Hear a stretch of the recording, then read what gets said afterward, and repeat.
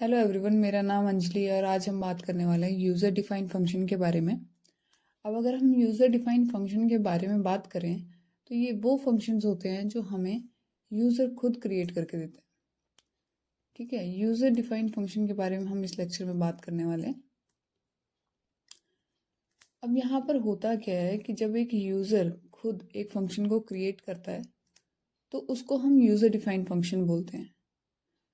User defined function is created by the user.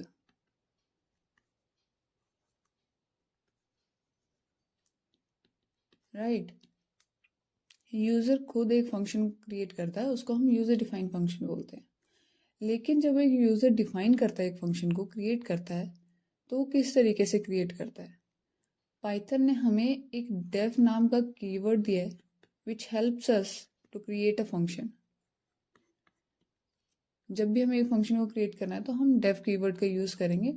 इसके साथ हम कुछ नेम भी देंगे plus the name of the function. आप ऑलरेडी फंक्शंस के बारे में जानते हैं कि एक फंक्शन जो है वो एक प्रोग्राम के अंदर तब तक रहता है जब तक हम उसको कॉल नहीं करते। वो एग्जीक्यूट तब होगा जब हम उसे बोलेंगे कि भाई एग्जीक्यूट हो जा। राइट, अब हम कुछ एग्जांपल्स देख लेते हैं कि हमारा एग्जांपल में हम लोग समझने की कोशिश करते हैं कि किस तरीके से एक यूज़र डिफाइंड फंक्शन हम क्रिएट करते हैं। हम दो तरह से फंक्शन को क्रिएट करेंगे। एक होगा विदाउट पैरामीटर और एक होगा विद पैरामीटर।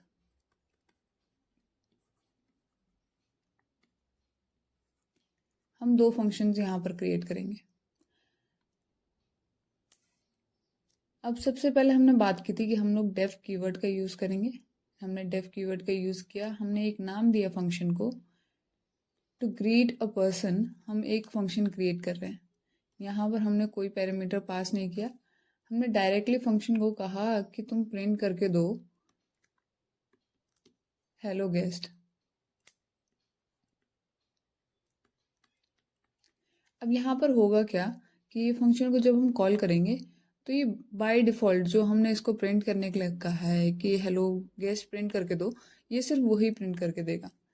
ठीक है, तो अब हमने यहाँ पर इस फंक्शन को कॉल किया तो इसका आउटपुट क्या होगा। इसका आउटपुट वो होगा जो हमने यहाँ पर प्रिंट करने के लिए कहा है। ठीक है, यहाँ पर इसका आउटपुट होने वाला है हेलो गेस्ट, ये इसका आउटपुट होगा। अब अगर हम दूसरे फंक्शन की बात करें विद पैरामीटर्स वाले फंक्शन की, तो यहाँ पर जब हम एक फंक्शन को क्रिएट करेंगे, अगेन हम डेफ कीवर्ड का हम यहाँ यूज़ करने वाले हैं। डेफ कीवर्ड का यूज़ करने के बाद हम लोग इस फंक्शन को नेम देंगे जो हमने फिर से ग्रीट ले लिया। लेकिन इस बार हम क्या करेंगे, यहाँ पर कुछ पैरामीटर्स को हम पास करेंगे। मान लीजिए हम यहाँ पर एक नेम लेते हैं जो हम लोग डिफाइन करेंगे जब हम फंक्शन को कॉल करेंगे, और ये फंक्शन जब भी हमें कोई नाम देगा उसी नाम को हम ग्रीट करेंगे।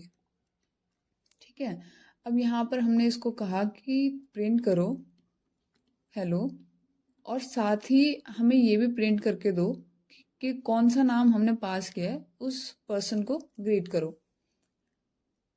अब यहाँ पर जब हम फंक्शन को कॉल करेंगे तो यहाँ पर हमने जब पैरामीटर यहाँ पास किया है तो हमें कुछ ना कुछ उसको आर्ग्यूमेंट पास करनी पड़ेगी, मीन्स वैल्यू असाइन करनी पड़ेगी। तो यहाँ पर अगर हम जॉन एज अ इनपुट लेते हैं कि हमारा जॉन आर्ग्यूमेंट पास हो जाए फंक्शन को, तो इसका आउटपुट क्या होगा।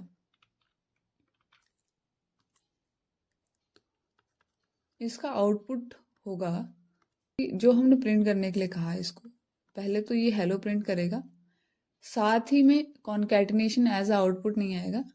कॉन्कैटिनेशन का मतलब है कि इस स्ट्रिंग को इस स्ट्रिंग के साथ अटैच कर दो। तो यहाँ पर हेलो के साथ यहाँ पर जो भी हमने नाम दिया है जैसे जॉन, वो हमारा एज आ आउटपुट रिटर्न होगा। अब हम इसको विजुअल स्टूडियो पे भी देखते हैं कि किस तरीके से हम यूज़र डिफाइंड फंक्शन को क्रिएट करते हैं और उसकी क्या वर्किंग होती है। मैं यहाँ पर थोड़े से कंपोनेंट्स के बारे में भी बता देती हूँ। यहाँ पर हमारे कौन कौन से कंपोनेंट्स हैं। ये हमारा कीवर्ड है, दिस इज द कीवर्ड। जिसका यूज़ करके हमने फंक्शन क्रिएट किया, and this is the name of the function.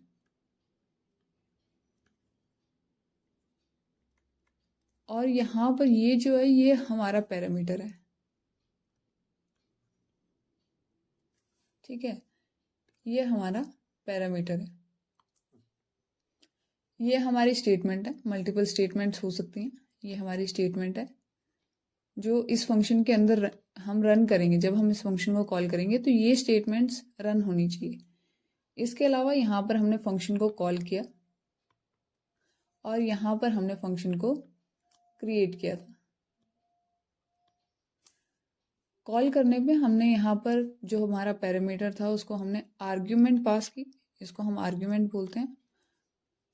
और ये था टोटल हमारा एक फंक्शन के हर एलिमेंट्स के बारे में अब आप जानते हैं। अब हम विजुअल स्टूडियो में देखते हैं कि किस तरीके से एक फंक्शन हम क्रिएट करते हैं और उसको रन करते हैं। अब यहाँ पर हम लोग ने डेफ कीवर्ड का यूज़ किया। डेफ कीवर्ड के साथ हमने फंक्शन का नेम दिया और यहाँ पर कोई भी पैरामीटर पास ना करते हुए हमने फंक्शन क्रिएट कर दिया। हमने कहा कि हमें सिर्फ सिंपली प्रिंट करके दे दो कि हेलो गेस्ट। यहाँ पर सिर्फ ये प्रिंट होगा हेलो गेस्ट, ठीक है, हमने क्रिएट कर दिया। अब यहाँ पर हम इस फंक्शन को कॉल करेंगे।